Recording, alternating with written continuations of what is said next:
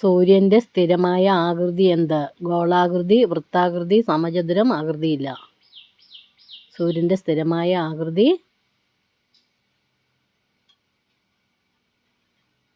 ആകൃതിയില്ല.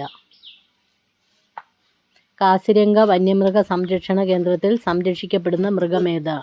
സിംഹം, കടുവ, കാണ്ടാമൃഗം, കാട്ടുപോത്ത്. കാസിരംഗ വന്യമൃഗ സംരക്ഷണ കേന്ദ്രത്തിൽ സംരക്ഷിക്കപ്പെടുന്ന മൃഗമാണ് കാണ്ടാമൃഗം. നീലവിപ്ലവം എന്നത് എന്തിനെ സൂചിപ്പിക്കുന്ന പദമാണ്? പാൽ, മത്സ്യബന്ധനം, കശുവണ്ടി, കയർ. നീലവിപ്ലവം എന്നത് മത്സ്യബന്ധനത്തിനെ സൂചിപ്പിക്കുന്ന പദമാണ്. ആകാശക്കുരുവിക്ക് പറയുന്ന മറ്റൊരു പേര്? ഹെലികോപ്റ്റർ പക്ഷി, കാട്ടിലെ മരപ്പണിക്കാർ, കർഷകന്റെ മിത്രം, പറക്കും കുറുക്കൻ. ആകാശക്കുരുവിക്ക് പറയുന്ന മറ്റൊരു പേര് ഹെലികോപ്റ്റർ പക്ഷി എന്നാണ്. തലച്ചോറിൻ്റെ പഠനത്തെ നിയന്ത്രിക്കുന്ന ഭാഗമേത്? Cerebrum cortex, neuron, pacemaker, pericardium. തലച്ചോറിൻ്റെ പഠനത്തെ നിയന്ത്രിക്കുന്ന ഭാഗമാണ് സെറിബ്രം കോർട്ടെക്സ്.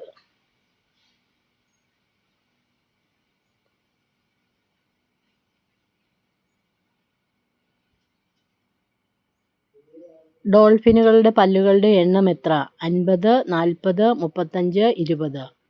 ഡോൾഫിനുകളുടെ പല്ലുകളുടെ എണ്ണം 50 ശരിയായ ഉത്തരം. ആദ്യ സാഹിത്യത്തിൽ പ്രധാനപ്പെട്ടവ ഏവ? വേദങ്ങൾ, പുരാണങ്ങൾ, ഇതിഹാസങ്ങൾ, ഇവയെല്ലാം. ആദ്യ സാഹിത്യത്തിൽ പ്രധാനപ്പെട്ടവ ഈ പറഞ്ഞവയെല്ലാമാണ്.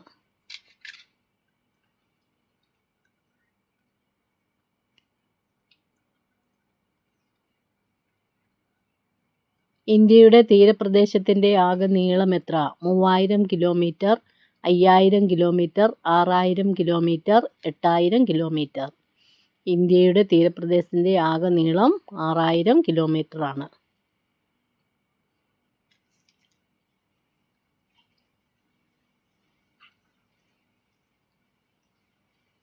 ഗംഗ, യമുന നദികളുടെ സംഗമ സ്ഥലത്തുള്ള പട്ടണം ഏത്?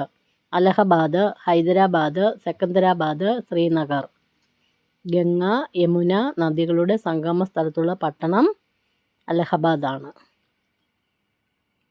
സ്ത്രീകളിൽ ഏറ്റവും സംവേദനക്ഷമതയുള്ള ഭാഗമേത്? ചുണ്ട്, സ്തനം, യോനി, ഇവയെല്ലാം.